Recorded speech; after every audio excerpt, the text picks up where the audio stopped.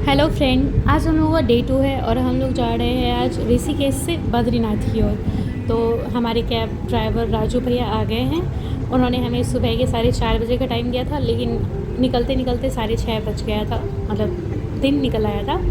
और आप देख सकते हैं कि लोग राफ्टिंग के लिए निकल रहे हैं। तो थोड़ा बहुत मेरा भी मन हो रहा था कि हम भी थोड़ा एक दिन और रुक कर के राफ्टिंग कर लेते, लेकिन टाइम कम होने के कारण हम लोगों ने राफ्टिंग को स्किप करा और निकल गए हम लोग देवप्रयाग की ओर। तो राफ्टिंग वाले रास्ते से होते हुए ही देवप्रयाग जाता है।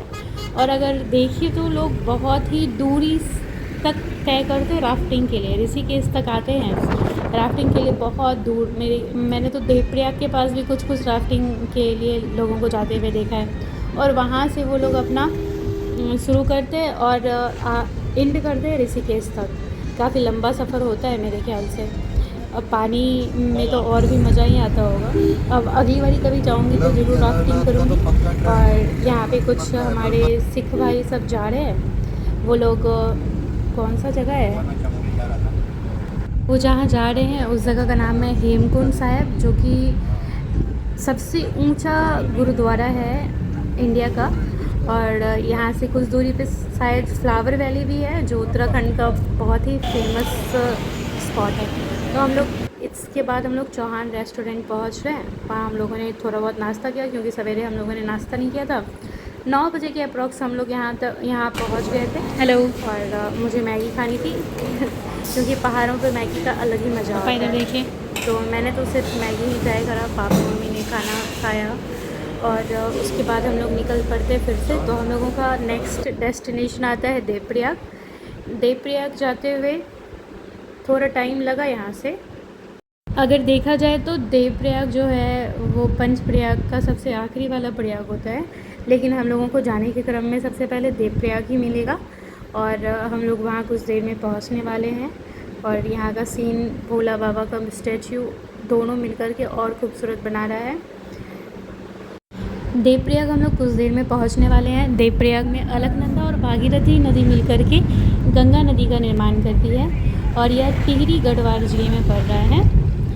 यह ऋषिकेश से 70 किलोमीटर पड़ता है। तो हम लोग अब 70 किलोमीटर पार करने वाले हैं। और अगर यहाँ से देखा जाए तो गंगा जी का यहाँ से ही जन्म होता है। भागीरथी और अलकनंदा मिलकर के गंगा का निर्माण करती है। और गंगा यहाँ से अपने देश के सारे जगहों से यहीं से जो होकर गुजरती है। और हम लोग देवप्रयाग पहुँच गए हैं। आप देख सकते हैं यहाँ कितना सुंदर लग रहा है देखने में। सारे लोग रुक करके फ़ोटोज़ भी ले रहे थे। हम लोगों के पास टाइम नहीं था, तो हम लोग आगे बढ़ गए। तो हम लोग अब आते हैं इंडियाज़ हाईएस्ट बंगी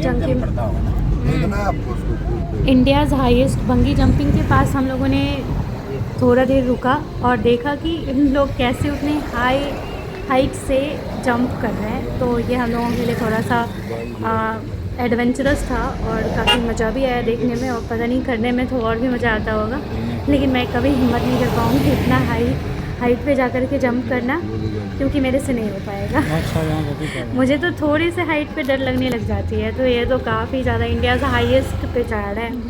और बहुत ही सैल्यूट है इस लड़के को जिसने ये हाइट पे जा कर के जंप करा।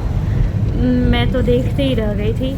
मैंने उसे कैप्चर करने का कोशिश तो करा है, थोड़ा बहुत आया है। अब देखो कितना ज़्यादा डरावना है और यहाँ पे लोग कितना ज़्यादा रिस्क लेते हैं इस जगह, इस काम को करने के लिए।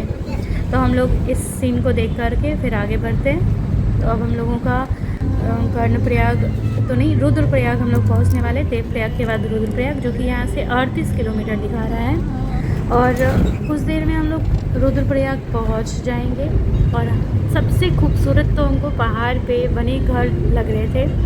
वो सारे छोटे छोटे दिख रहे हैं दूर से, लेकिन नज़दीक जाओ तो वो अलग ही खूबसूरत रहते हैं। और अब हम लोग यहाँ से धारी देवी पहुँचने वाले हैं। धारी देवी का मंदिर यहाँ से दिखना शुरू हो गया है। कुछ देर में हम लोग वहाँ जा कर के दर्शन करेंगे। धारी देवी का टेम्पल श्रीनगर और रुद्रप्रयाग के बीच में पड़ता है, कलिया सौड़ी के जगह पे। और धारी देवी को हमारे उत्तराखंड राज्य का रक्षक देवी भी कहा जाता है।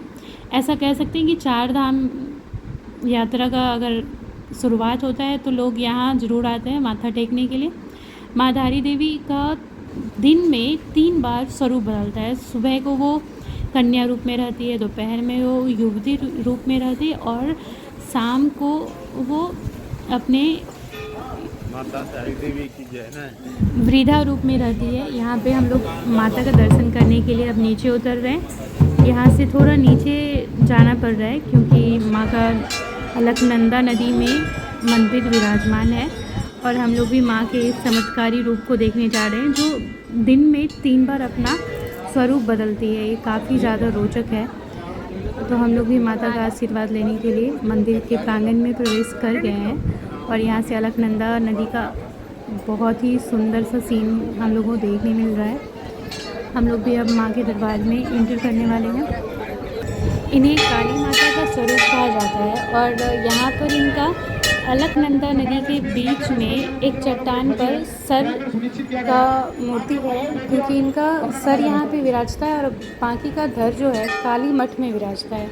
तो हम लोग काली मठ तो नहीं जा पाए लेकिन यहाँ पे माँ का दर्शन कर रहे हैं और यहाँ से हम लोग अब मंदिर प्रवेश करने वाले हैं। और यहाँ से देखिए अलकनंदा नदी के बीच में मंदिर कितना शोभनीय लग रहा है। चारों तरफ पहाड़ है और बीच में माँ का दरबार लगा हुआ है और हम लोग यहाँ पे माँ का दर्शन करेंगे और उसके बाद फिर आगे का रास्ता तय करेंगे। तो अब हम लोग दर्शन करते हैं माँ का। जय माँ धारी, हम सबकी रक्षा करना।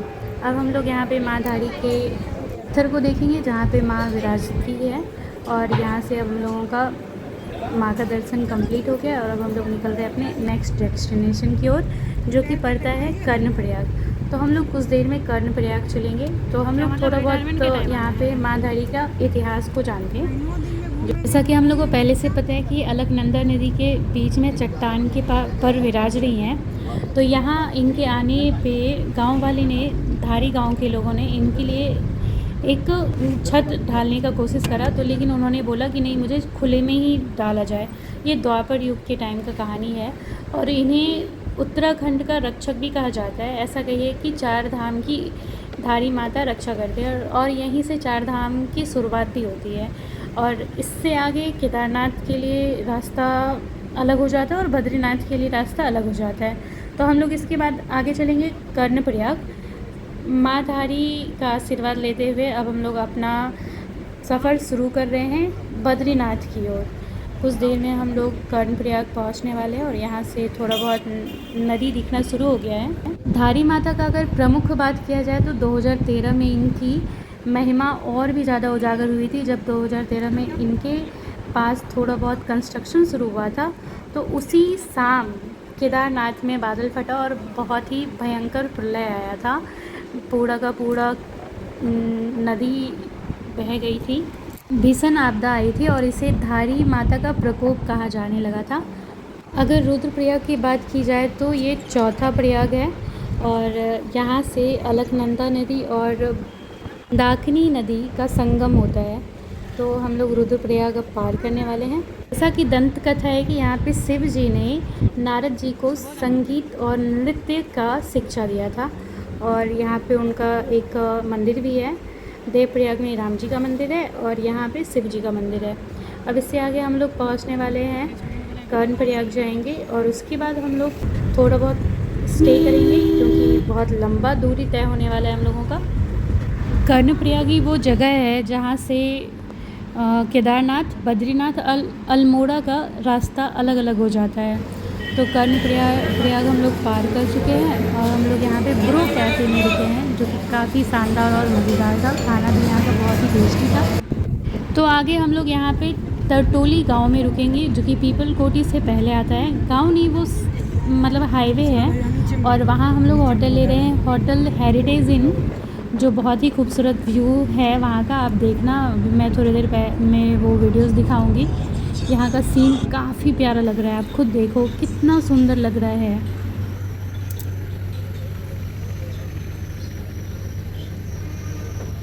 यहाँ के माउंटेन व्यूज़ को देख करके तो मन बहुत ही खुश हो गया, सारा थकान यहाँ पे ख़त्म हो गया।